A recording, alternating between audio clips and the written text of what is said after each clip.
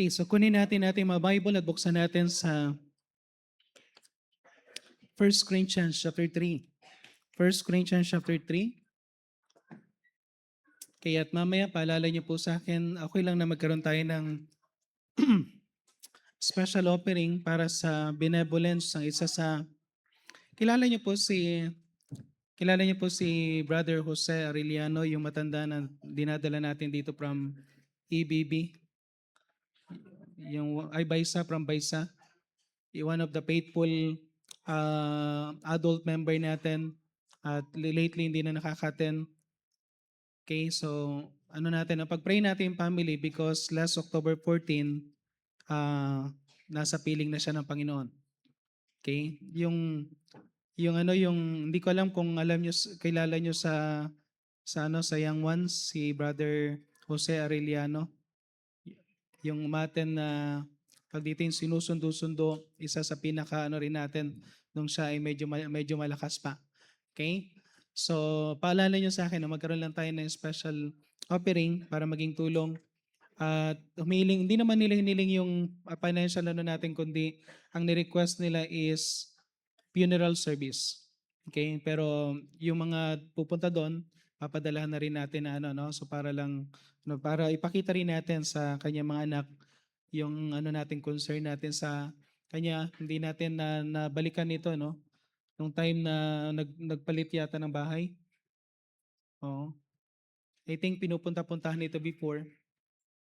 Okay, so 1 Corinthians chapter 3, 1 Corinthians chapter 3, verse 9.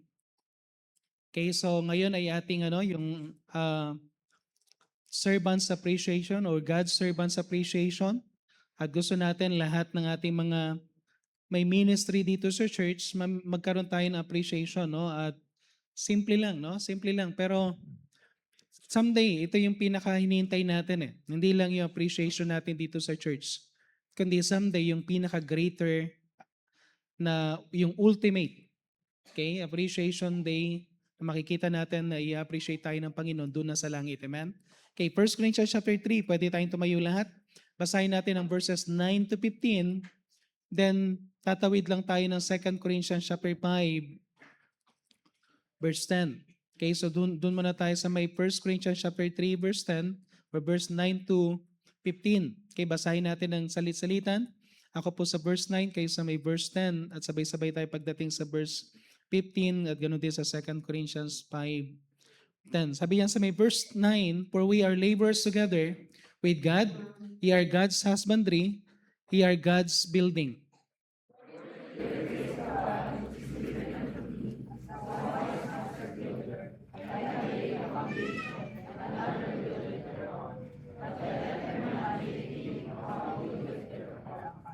Okay, for other foundation can no man lay than that is laid, which is Jesus Christ.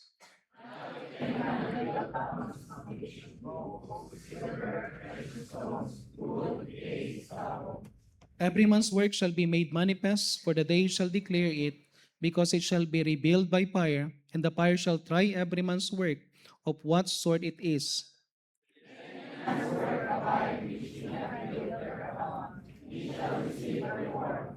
Verse 15 altogether. If any man's work shall be burned, he shall suffer loss, but he himself shall be saved, yet so as by fire. 2 Corinthians chapter 5. Okay, 2 Corinthians chapter 5, verse 10. And this is what we call, ito yung tawag natin dun sa judgment na yan. Ang sabi yan sa may person, sabay-sabay po natin basahin po muli. For we must all appear before the judgment seat of Christ, that everyone may receive the things done in his body according to that he hath done, whether it be good or bad. So tayo po'y manalangin. Diyos sa masalangit, muli po Panginoon, kami pong muli dumudulog sa inyong trono.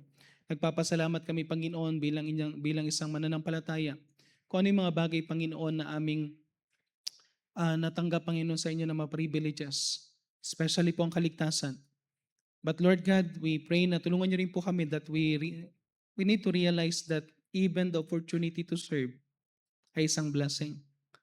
So tulungan niyo po kami Panginoon na makita namin ito Panginoon, because someday we will face you face to face.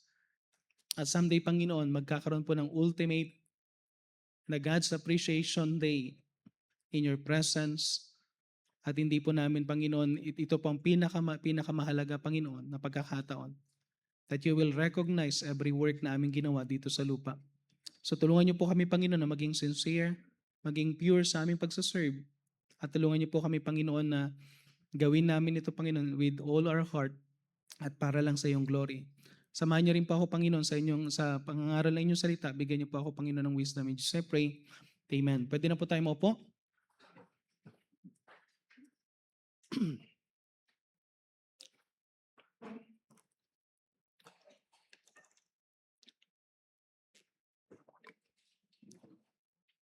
Okay, so sabi ko nga kanina, ngayong araw na to is our God's Servants Appreciation Sunday. At ang pinaka-goal is every member, whether may malaki kang ginagawa sa church, whether yan ay maliit na ginagawa mo sa church, as long as you are doing something for the church, okay, meron kang ministry. Okay, dapat meron kang kinabibilangan na ministry dahil babanggitin natin isa-isa yung mga ministry. And by the way, may mga iba sa atin na aakyat ng ilang beses. Amen? Kasi marami siyang ministry na kinabibilangan.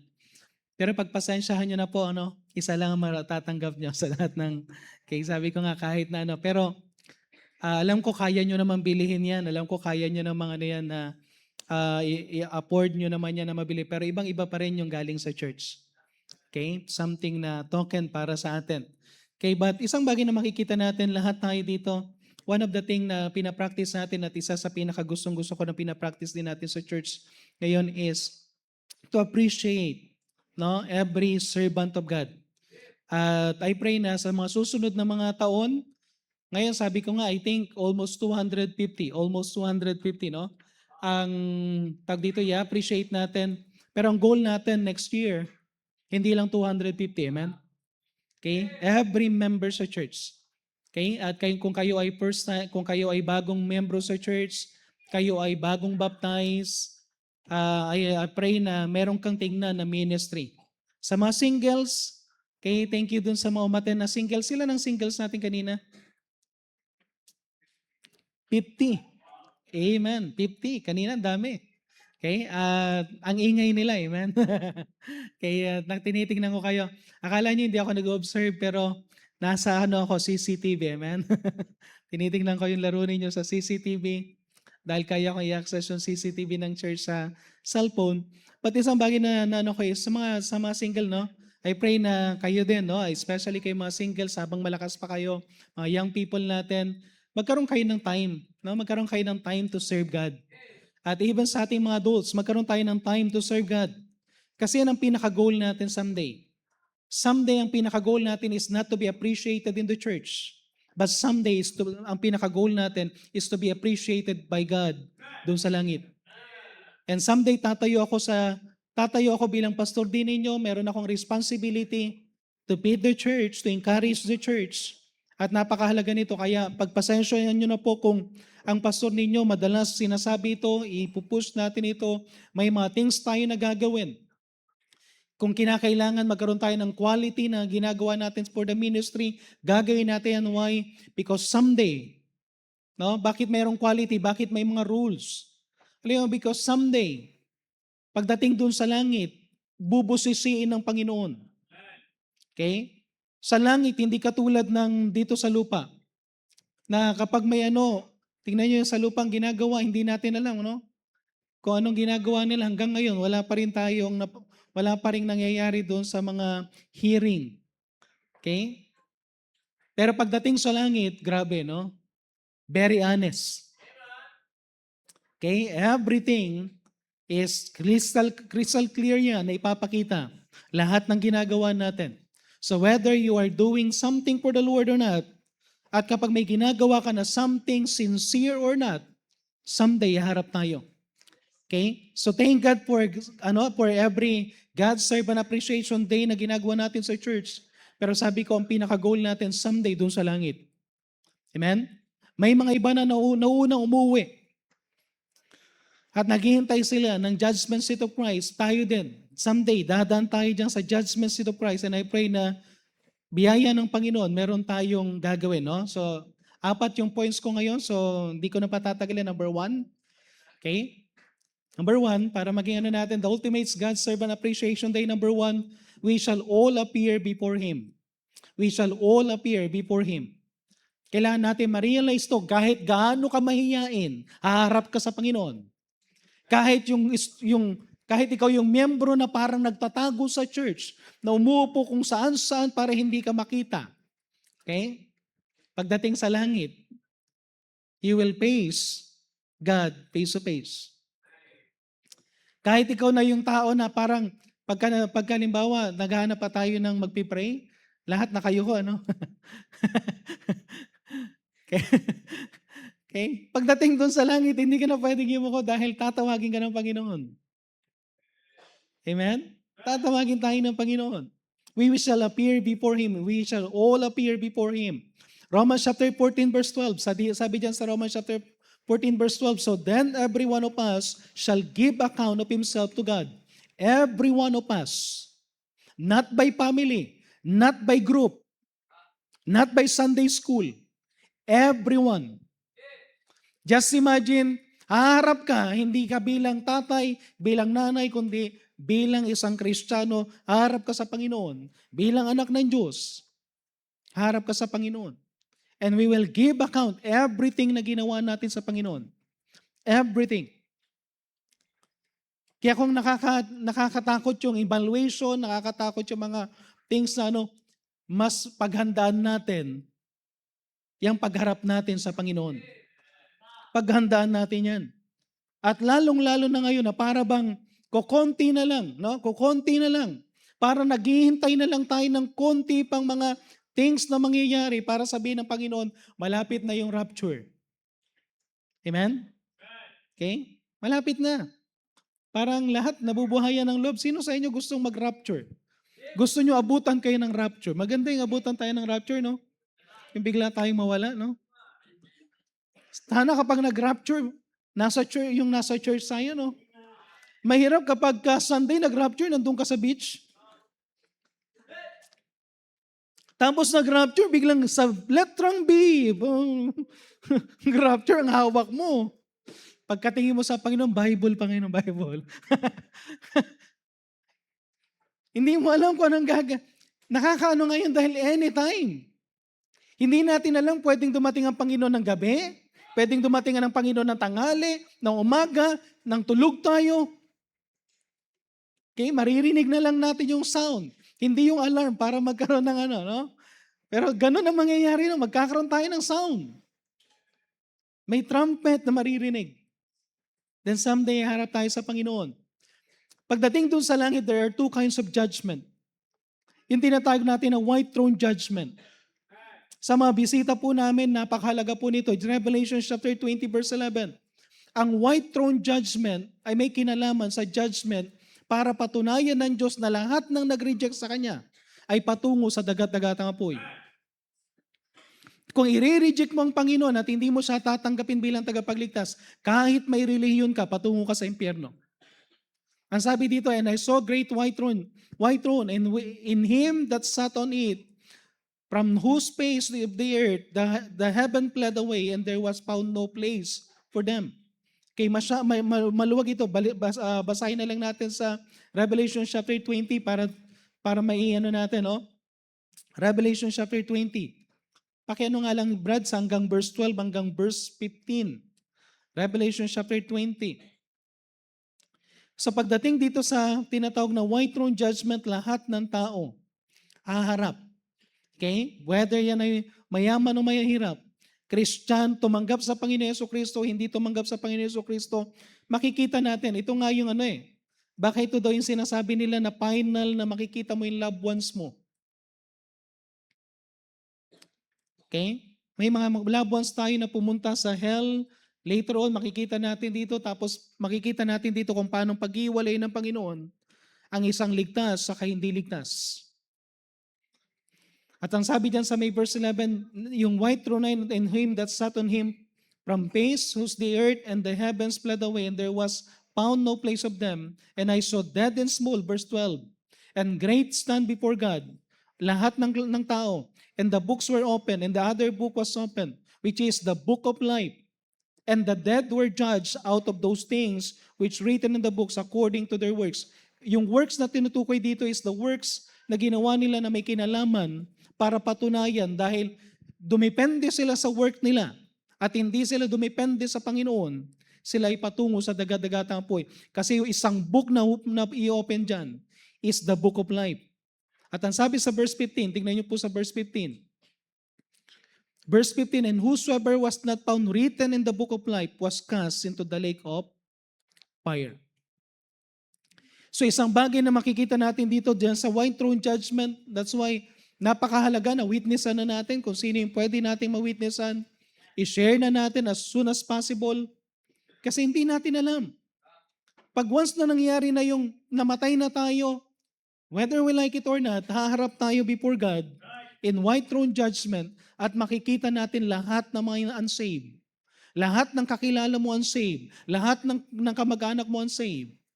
Makikita mo kung paano sila hihiwalay ng Panginoon. At once na inopen ang book of life at wala yung pangalan nila, they will be cast into the lake of fire. Kaya make sure na nakasulat ang pangalan mo dyan. Hindi sa membership ng church. Paano may susulat ang pangalan mo dyan pag tinanggap mo na si Jesus Christ bilang tagapagligtas? Okay? Kaya sa mga bisita namin na wala pa pong katiyakan, hindi po Laloma Baptist Church ang answer, kundi ang Panginoon Jesucristo. At sa ating mga ligtas, yung tinatawag na judgment seat of Christ. 2 Corinthians chapter 5 verse 10, ito yung binasa natin kanina. Ang sabi dito, for we must all appear before the judgment seat of Christ, that everyone may receive the things done in his body according to that he hath done, whether it be good or bad. Ito naman yung mga taong naligtas. Tayo ay judge ng Panginoon, hindi dahil sa kasalanan, kundi judge tayo ng Panginoon para bigyan ng reward. Kaya magkaiba po yan. Ang white throne judgment, punishment, para sa mga hindi tumanggap. Ang judgment seat of Christ, haharap tayo, pero i-judge ng Panginoon lahat ng ginawa mo sa Panginoon nung ikaw ay naligtas mula ng araw na ikaw ay na-save. At bibigyan tayo ng reward kapag mapatunayang sincere tayo sa ginawa natin. So whether you like it or not, haharap ka sa isa sa judgment seat, sa judgment na yan. Either ikaw ay lost, saan ka harap kapag lost ka? Sa white throne, judgment. Okay? Kapag ikaw ay saved sa judgment seat of Christ. So every believer will appear before that judgment seat. And yun yung tinatawag natin sa study of future things, yung tinatawag natin na Bema judgment. Kung naririnig nyo yan. Kung gusto nyo marinig yung mga lesson na yan, attend kayo ng Bible Institute. Amen? Okay? Kasama yan. But isang bagay na makikita natin, someday, ito yung pinaka-desire natin. First John chapter 2, verse 28, and now little children, abide in Him, that when He shall appear, we may have confidence and not be ashamed before Him at His coming. Darating na ang Panginoon. Amen? Do you have confidence na haharap ka sa Panginoon? May confidence ka ba na haharap sa Panginoon? Okay? Again, lahat tayo mag-appear before Him. Kung ikaw ay saved, haharap ka sa Panginoon, at guhusgahan ka magmula nang ikaw ay na-save. Sino sa inyo na-save? Sino sa inyo ang buhay nyo kalahati na ng buhay nyo nang na-save kayo?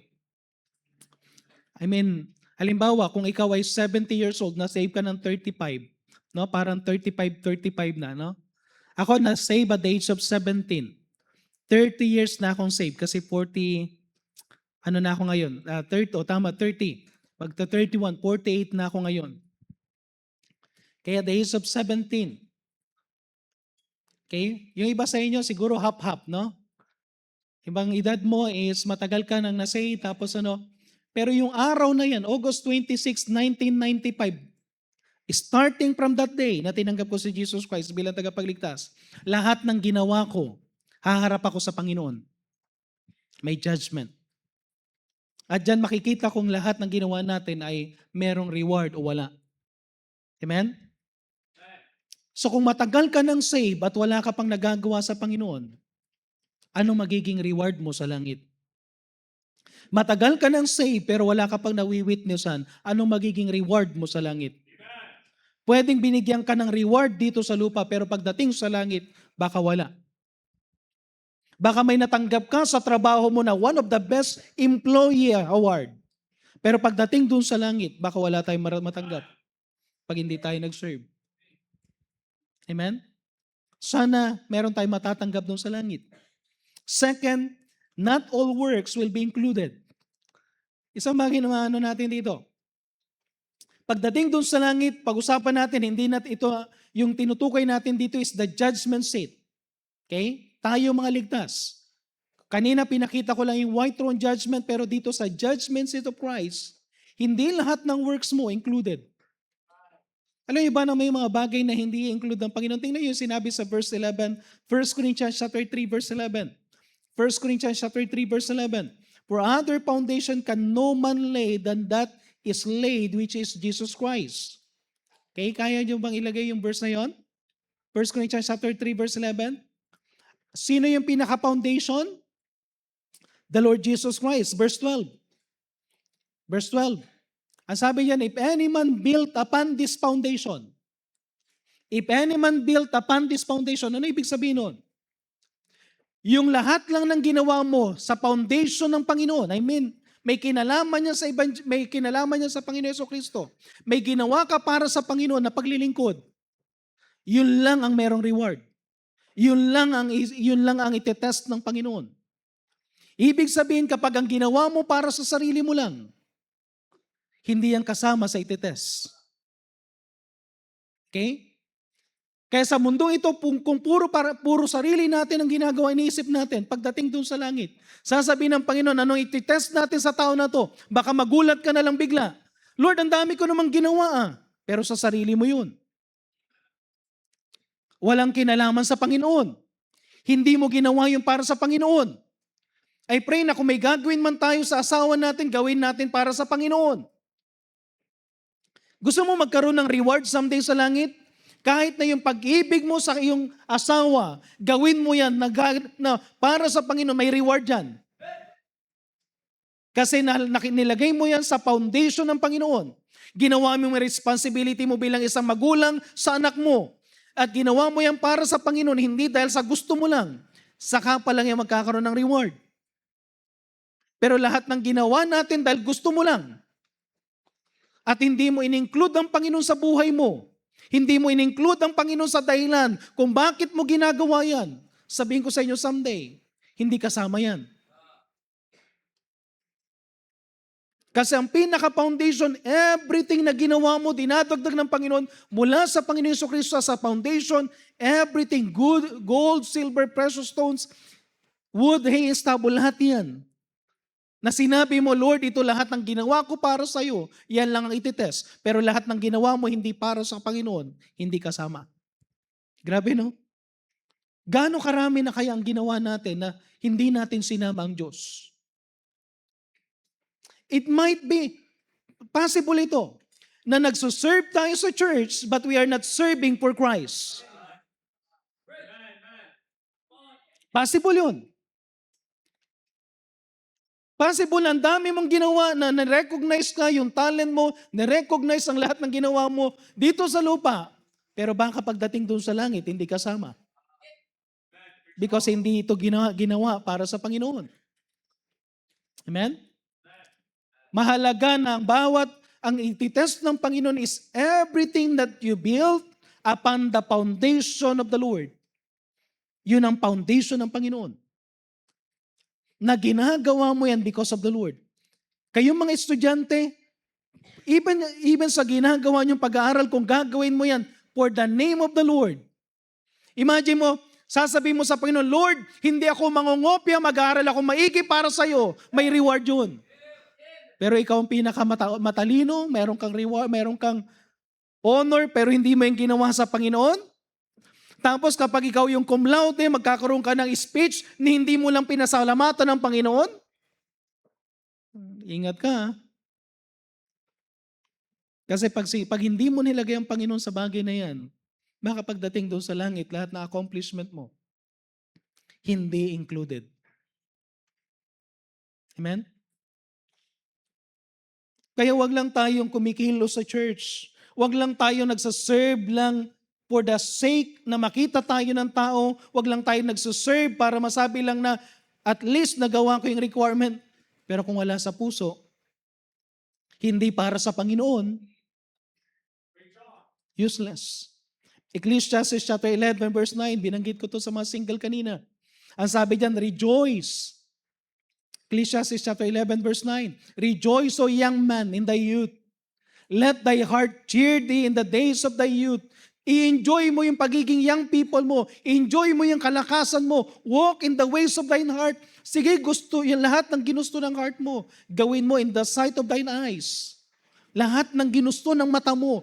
Lahat ng mga bagay na yan. Pero sabi ng Panginoon, but know thou. Ito, tandaan nyo lang ito, sabi ng Panginoon, that for all these things, God will bring thee into judgment. Yung bang pinagsasabihan ka na para gawin mo yung kalooban ng Panginoon pero ayaw mong gawin? Pinagsasabihan ka na pero nasunod pa rin ang gusto mo dahil ito yung gusto mo pero hindi mo nakikita. Bakit ka pinagsasabihan? Dahil may mga bagay na alam natin na hindi kalooban ng Panginoon. Ang sabi ng Panginoon, someday,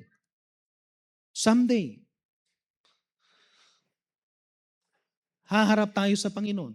He will bring it to judgment. So not everything we do in this earth will have eternal value. Di ba meron nga tayong kasabihan na naririnig natin sa Bible Institute, only one life will soon be passed. Only what's done for Christ will last. Okay? Hindi lahat ng ginawa, yung buhay mo, minsan ka lang dadaan sa mundong ito. Yun lang ginawa mo para sa Panginoon ang magkakaroon ng lasting value. Ang nagsimula tayo sa Panginoon, magtatapos tayo sa Panginoon. He is the Alpha and Omega sa buhay natin. Philippians 1:6, tingnan niyo po ang Philippians 1:6, being confident on this very thing, that He which hath begun a good work in you. Kailan siya nagsimula ng good work sa iyo? Kailan nagsimula na nagkaroon ka ng tamang buhay, na meron ng value yung buhay mo? The day of your salvation. Amen?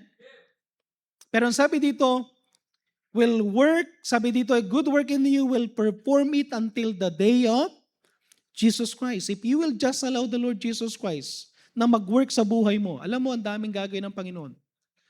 Kaya isang pakiusap ko sa mga single kanina, okay? Learn to trust God, learn to acknowledge God. Pero sana gawin nyo rin, learn to live for God. Learn to live for God. Mamuhay kayo para sa Diyos. Mamuhay kayo na may ginagawa kayo para sa Panginoon Jesucristo. At kapag may ginawa ka para sa Panginoon Jesucristo, Philippians 4:13, dahil pangako niya yan, dahil sabi rin ng Panginoon, He will strengthen us because sabi niya, I can do all things through Christ which strengtheneth me. Amen? Lahat ng mga bagay na pagka inano natin isang bagay na to, ibibigyan tayo ng enablement ng Panginoon. Alam ko hindi natin kaya mag-isa. Pero magtiwala ka sa Panginoon. Hayaan mo mag-work ang Panginoon sa buhay mo. So na lahat tayo mag-appear. We shall all appear. Second, not all works are included. Ano lang included? Lahat ng ginawa mo para sa Panginoon sa judgment seat. Number 3. At ito ang parang pinaka-heart ng message. Every work for Christ will be tested. Every work for Christ will be tested. 1 Corinthians chapter 3 verse 13. Every man's work shall be made manifest, for the day shall declare it, because it shall be revealed by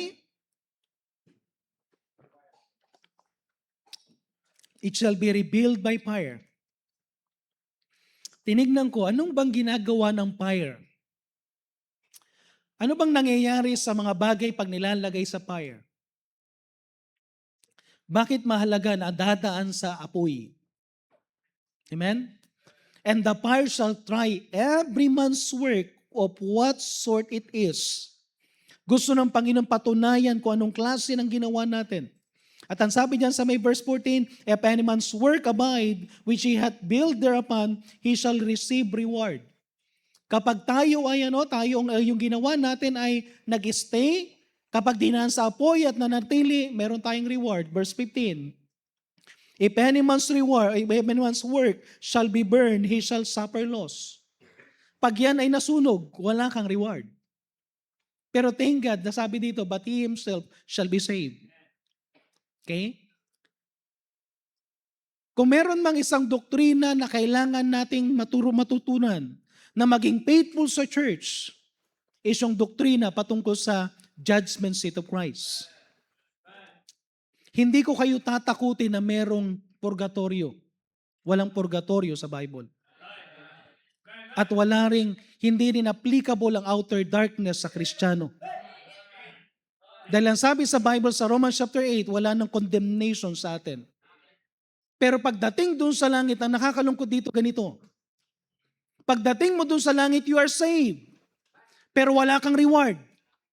Nasubukan nyo ba yung naka-attend kayo na isang graduation, lahat ng mga tao nagkakaroon ng reward, tapos ikaw wala? Nasubukan nyo yung ganon? Di ba ang hirap ng ganon? Yung lahat tinawag, tapos pagkatawag, may reward, tapos ikaw nakaupo. Ba't yung pangalan ko nagkamali yata? Okay lang kung isa lang ang tinawag na magkaroon ng reward, pero yung halos lahat tinawag, tapos ikaw hindi. Parang, di ba medyo yun, nakakakaba yun. How much more, pagdating doon sa langit, magugulat ka na lang. No? Lahat ng ginawa mo, sasabihin ng Panginoon, hindi para sa Panginoon yan, hindi para sa ministry. Tapos sasabihin ng Panginoon, sunog. Alam niyo kung anong gagawin ng fire? 3 bagay. The fire will test the purity of your work. The fire will test the purity of our work. Amen? Makikita ng Panginoon dito gaano ka-pure. Kapag sinunog natin ang gold, pag sinunog na nilagay natin ang gold sa apoy, nilagay mo ang silver sa apoy, nilagay mo ang precious stone sa apoy, anong mangyayari? Anong mangyayari? Malulusaw lang yan, pero ginto pa rin. Malulusaw yung silver, pero silver pa rin. Yung stones, yung precious stones, makikita mo lang yan, magbabago yan ng kulay habang umiinit, pero pag tinanggal mo, ganun pa rin yun. Okay? At gustong-gusto pa nga ng gold yung init. Why? Na-purify pa siya lalo. Pero kapag ang ginamit mo, kapag ang mga work mo, katulad ng wood, yung wood, sunog. Lalong-lalo na kapag ang work mo parang dayami. Alam mo yun, hindi pa bumabagsak, sunog na. Nakakita na, di ba yung kahoy, pag binagsak mo, unti-unting masusunog. Tapos nagpipray ka, sana may gold sa dulo. Pero kapag dayami, hindi pa yan bumabagsak, sunog na. Ipupurify ng Panginoon. Ititest ng Panginoon how sincere we are in our service. Joshua chapter 24 verse 14. Tingnan niyo po yung mga verses na to. Joshua chapter 24 verse 14. Now therefore fear the Lord and serve Him in sincerity and in truth. So do not just serve God. Pag nag-serve ka, make sure you are sincere. Pag nag-serve ka, make sure that it's based on truth. Hindi yung nag-serve ka because of person. Hindi yung napaka-active mo dito dahil nakikita mo si crush. Okay? O nandito yung mga barkada mo, alam nyo, kung hindi ka sincere sa ginagawa mo, useless. Gustong itest ng Panginoon the sincerity of your service. Serve Him in sincerity. Hindi lang yung nagpapakitang gilas ka rin para magyabang. Kaya nga sabi ng Panginoon, even sa pagbibigay, ayaw ng Diyos yung pag nagbibigay, nagpapatunog pa ng trompeta. Tapos kinakas ng unti-unti para magkalansing. Diba? Pinuna ng Panginoon yun during His time. Kasi ayaw niya yung hindi tayo sincere. Colossians chapter 3 verse 23. Whatsoever ye do, do it heartily. Hindi half-hearted. Kasi kung buo yung puso mong ginagawa mo yan, nasa puso mo yan, nandyan yung passion mo, sabihin ko sa inyo, kahit gaano kalayo pupunta ka pag nandyan yung passion mo. Kahit gaano kahirap hanapin na isang bagay, hahanapin mo pag nandyan ang passion mo. Kahit na pinakapangit ng instrumento ang meron ka, tutugtog ka pa rin. Hindi yung instrumento ang pinaka mag-aano sa'yo, kundi ang desire mo, yung passion mo. Okay? Whatsoever you do, do it heartily. 1 Timothy chapter 1 verse 5. Now the end of the commandment is charity out of pure heart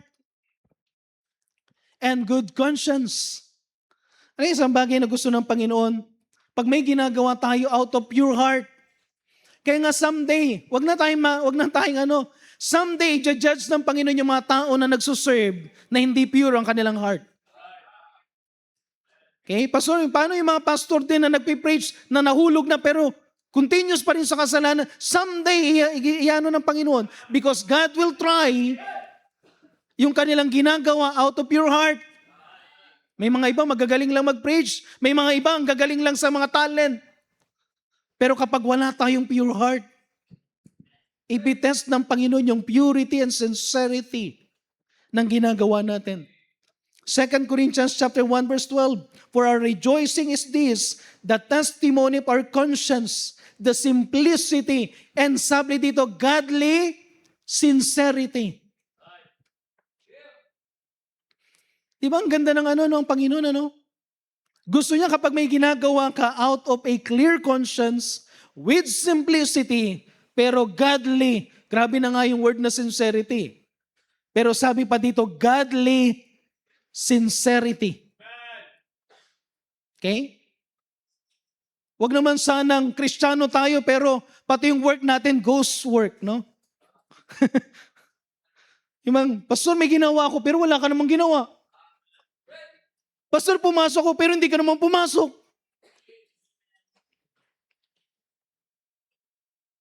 May na-witnessan ako pero wala naman talaga. Okay? Alam mo yun? Sa susunod, lalabas na yung mga Ghostbuster, no?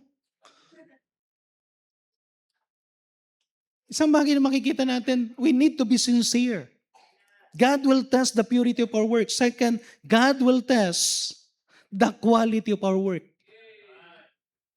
God will test the quality of our work. Romans chapter 12 verse 2. And be not conformed to this world, but be transformed by the renewing of your mind, that ye may prove what is that. Anong gusto ng Panginoon? Pag may ginagawa tayo, good, acceptable, grabe ito, no? Perfect will. Not, anong tawag dun sa isa? Permissive will. Hindi gusto ng Panginoon yung permissive will. Ang gusto ng Panginoon, perfect will. Hindi yung parang sinabi ng Panginoon, sige, ayaw mo, sige, yan na. Yan na lang kita dyan, permissive will yan. Pero ibang-iba yung perfect will. Ibang-iba yung ginagawa mo yan dahil ito yung pinaka-perfect will ng Panginoon sa buhay mo. Okay? 1 Corinthians chapter 9 verse 24, if you are doing something, parang mga athletes, sabi niya, know ye not that they that run in the race run all? Lahat naman tumatakbo. Pero one received the prize. Ang question, bakit ka tumatakbo? Tumakbo ka lang para kasama ka dun sa tumakbo? O tumakbo ka para maabot mo yung finish line? Okay? Sana't pag tumatakbo ka, meron kang purpose bakit ka tumatakbo. Hindi yung ang ganda ng damit mo. Naka-ready ka dyan. Tapos nang tinanong ko, bakit ka tatakbo? Wala lang, gusto ko lang tumakbo. Saan ka pupunta? Hindi ko alam. Anong pinaka-goal mo? Wala. Basta tumakbo. Kung wala kang goal, anong gagawin mo? Man? Yung bang, ba't ko umattend ng church? Gusto ko lang. Kasi malamig doon, tulog ako doon. Pero, alam mo yung Wala kang goal? Dapat tingnan mo, finish line.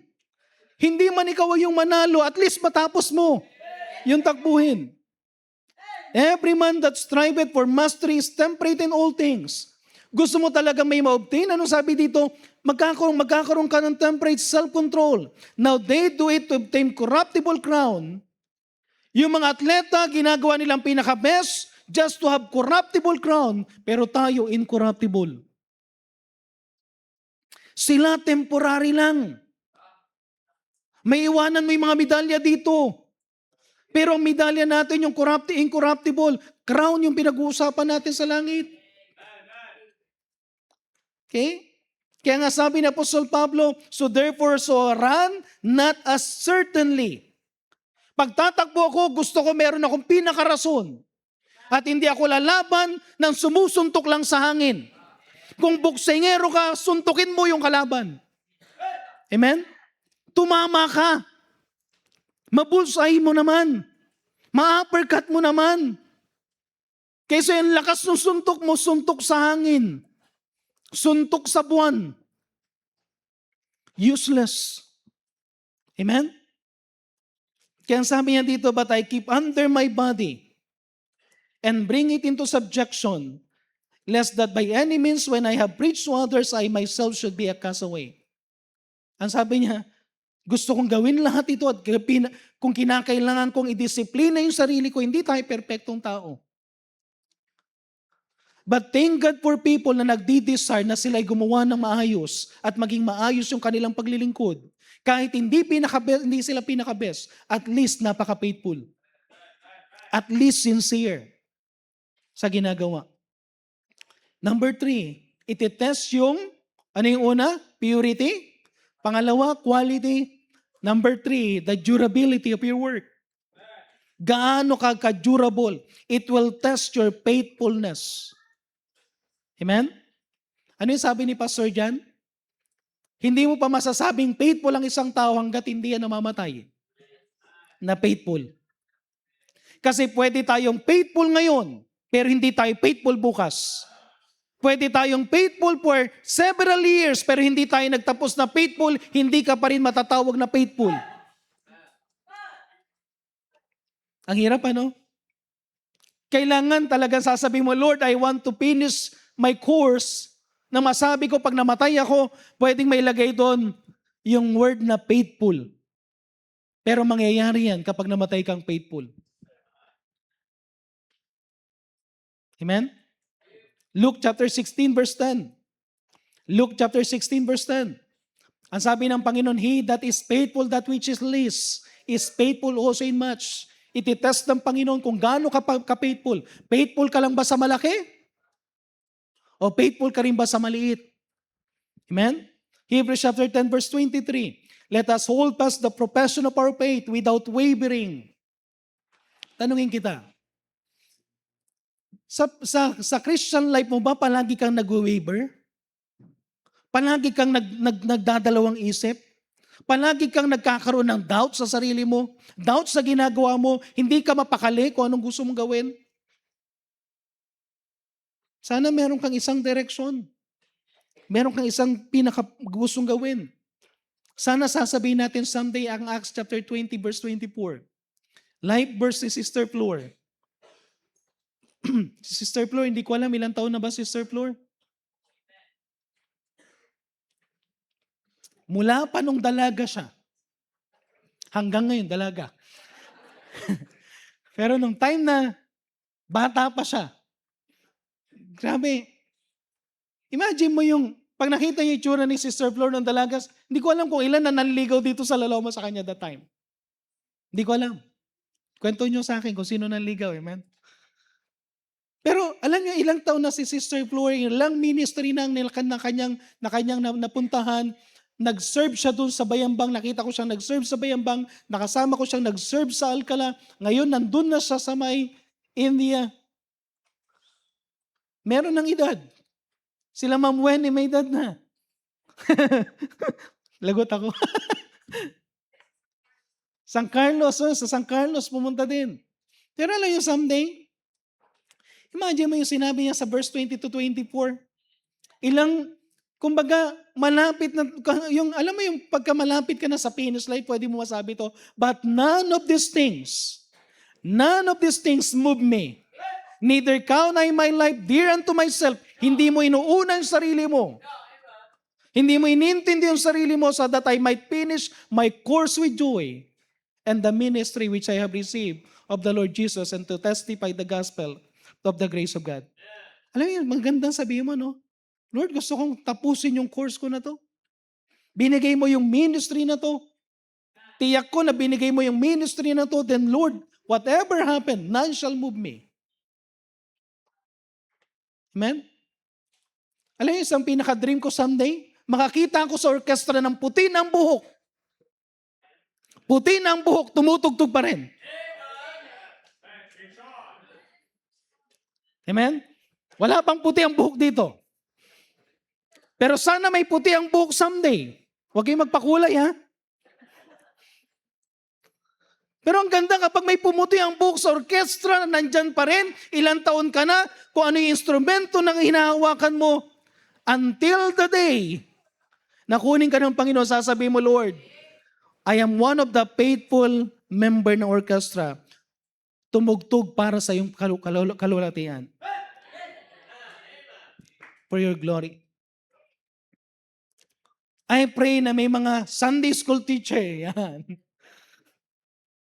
Si Brother John, puti na. Pero alam niyo, yung bang mayroon ka ng edad, mayroon kang nahihirapan ka na, pero sige pa rin. Sa choir, ganun din. In every ministry ng church, alam niyo, ang isang nakakatuwa sa ministry ng church, hindi lang natin nakikita yung mga bata na nagsuserve, but even yung mga may edad na at tumatagal. And veterans din sa ministry na yan. Yung bang sasabihin mo someday, I have fought a fight, a good fight. I have finished my course. I have kept the faith.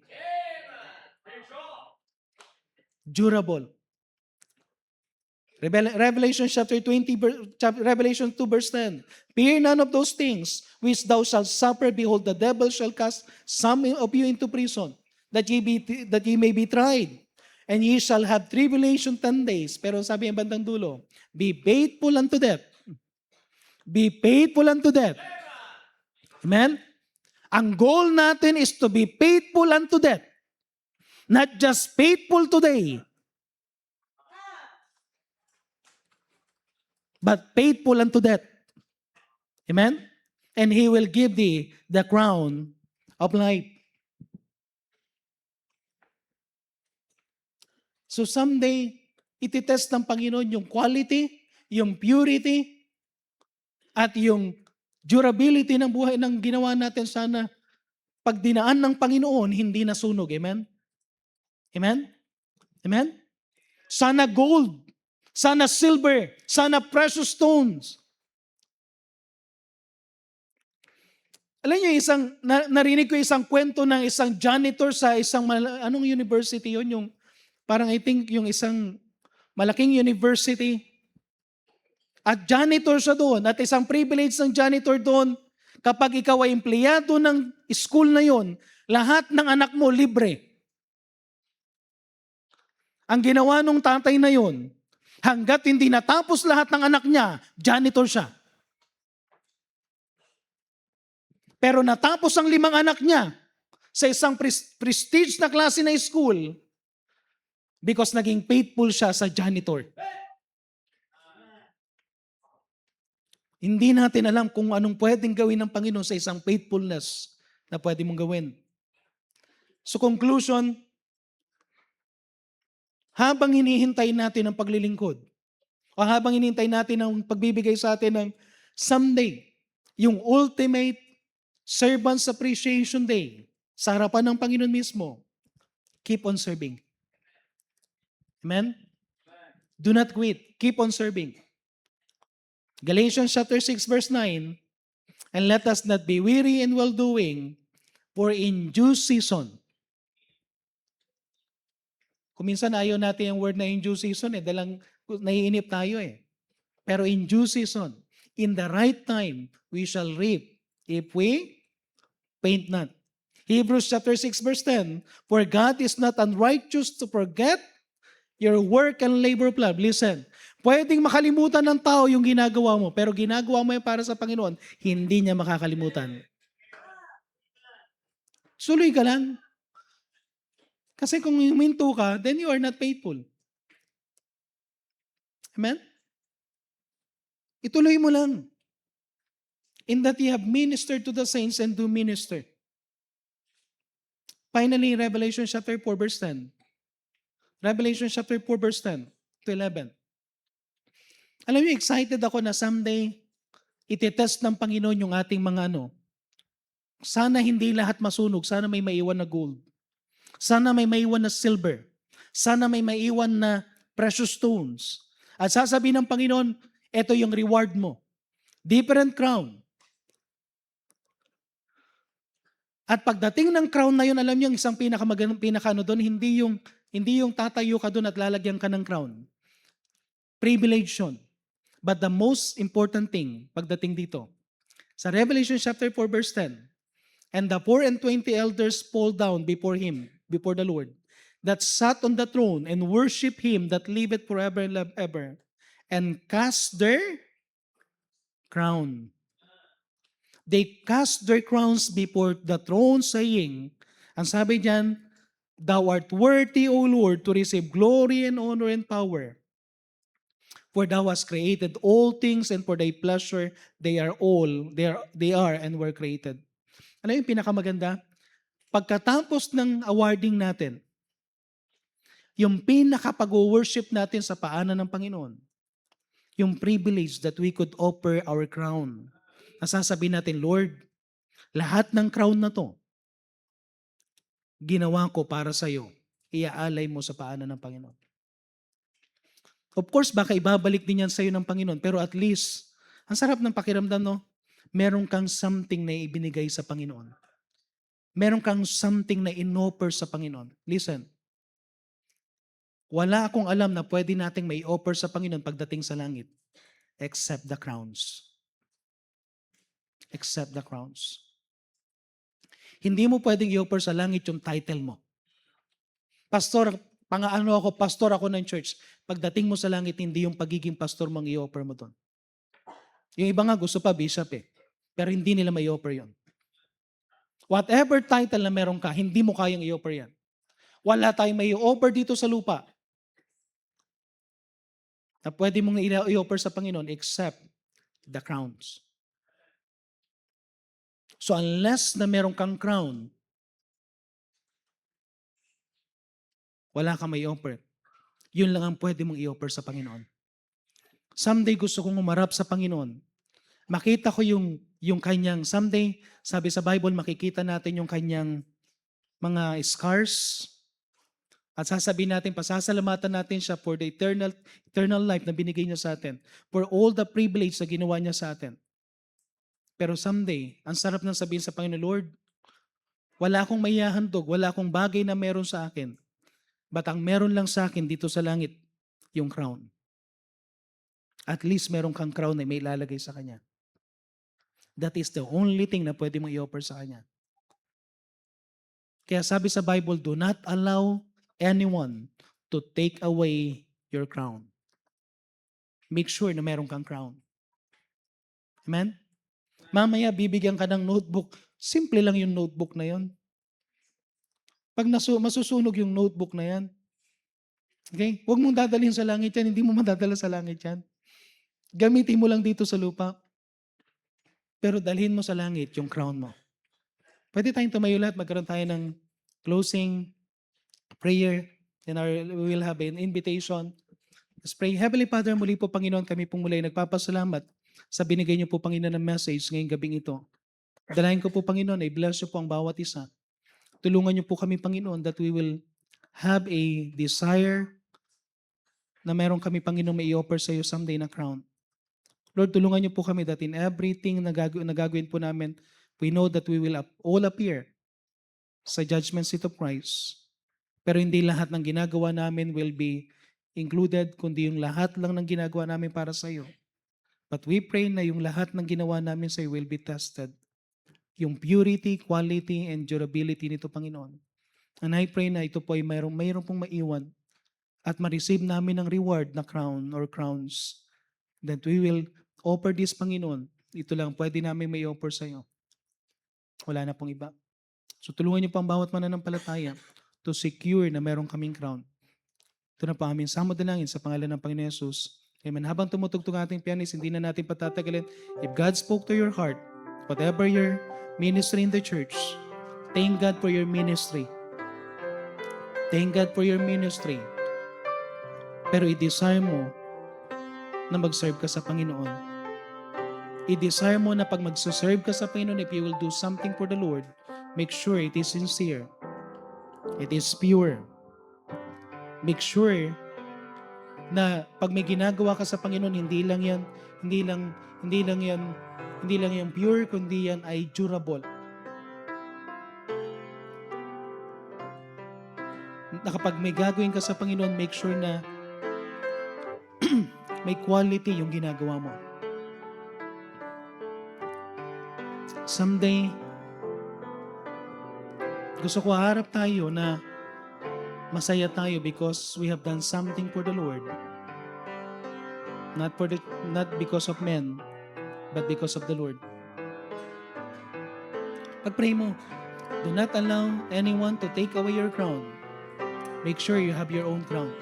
Kung ikaw ay hindi paligtas, wala ka pang katiyakan ng kaligtasan, kailangan mo si Jesus Christ bilang tagapagligtas.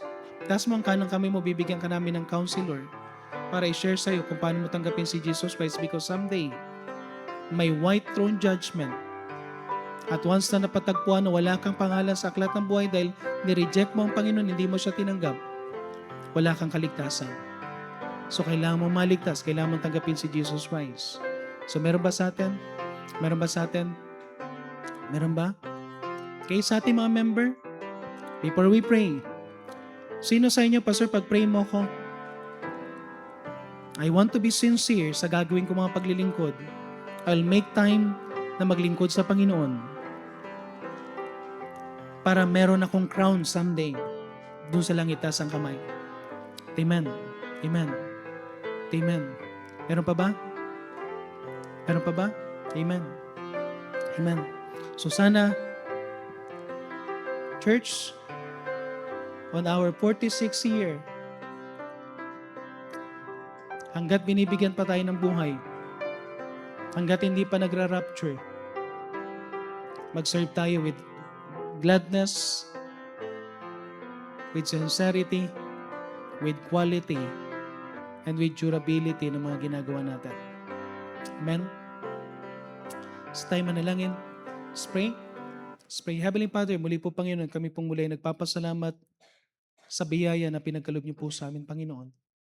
Maraming salamat po for every opportunity to serve you. And tulungan niyo po kami, Panginoon, that we will die faithful, that we will end up faithful. May ginagawa kami para sa iyo, Panginoon. Tulungan niyo po ang bawat isa na hindi masira ang aming mga testimony. Huwag niyo pong hayaan, Panginoon, na kami po ay manlupaypay because of people. Huwag niyo po kaming hayaan manlupaypay because of other reason. But rather, Panginoon, tulungan niyo po kami ng reason namin is to serve you alone. For your own glory, for everything, Panginoon, na para sa iyo lamang. Pagpalain niyo po, Panginoon, ng lahat ng gumawa ng pagpapasya. I-bless po muli, Panginoon, ang aming natitirang panahon to recognize ang lahat ng aming mga tao, Panginoon, na i-appreciate because of their service. Lord God, kayo pong nakakakita ng kanilang mga puso. But we just want to encourage everyone to serve you. Ito na po ang aming samod dalangin sa pangalan ng Panginoon Yesus. Amen.